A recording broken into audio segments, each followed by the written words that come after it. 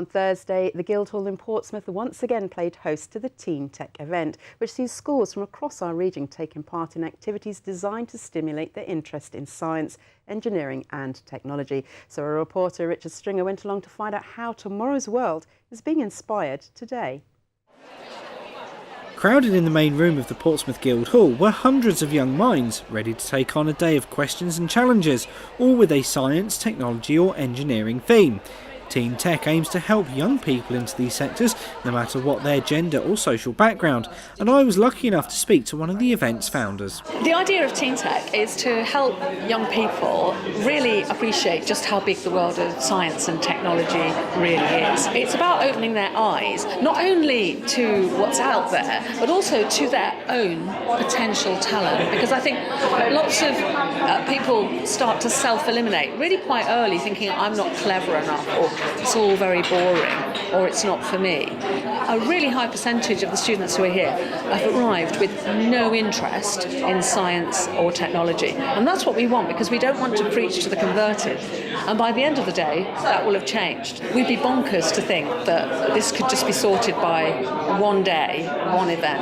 And one of the great advantages of working with a regional partner is that we can give them clear pathways to other opportunities, one of which is the Teen Tech Awards, where the students develop their own ideas to make life better, simpler, easier or more fun. And it's been absolutely fabulous to watch certain students come all the way through. They come to an event, they might come to 2 events before they've got the courage to enter the Teen Tech Awards. When they go all the way through to the Royal Society and they win, and then they go to Buckingham Palace, that's obviously a fabulous journey. But the most important journey they've made is the one of self-discovery. The initiative has been going for 9 years now and was spawned from ideas taken from Maggie's career as a technology reporter and presenter for Tomorrow's World. I went into a school and I was chatting to some students, and they were clearly really interested in being innovative and using technology, but they couldn't see any kind of career pathways. So I felt what was needed was an initiative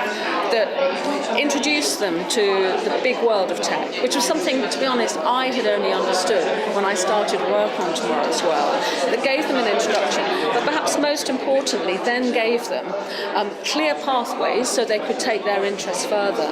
There are over 150 people working across science, engineering, technology here today, from every rich sector. Because we're in Portsmouth, we probably have got more marine-based companies than we might have if we were in, say, London or South Yorkshire.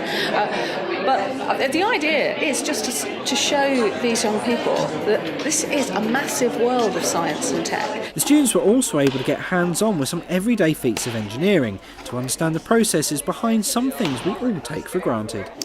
Basically, we come here with an activity to try and get across to the kids where our water comes from. It's a natural resource, it just doesn't come out of thin air. We actually have to take it out of the natural environment, process it and then get it to people's homes. As the children cycle, they generate power through this dynamo, which then drives a pump which pumps the water up to a reservoir, which is basically what happens in real life, so we use energy from electricity rather than kids on bikes. People take water for granted, first of all, so it's a good way of getting that across to the general public that water's precious and we need to look after it. And secondly, just to try and encourage kids to get into things other than kind of like media, get them into science, technology and engineering. This is Richard Stringer for That's TV.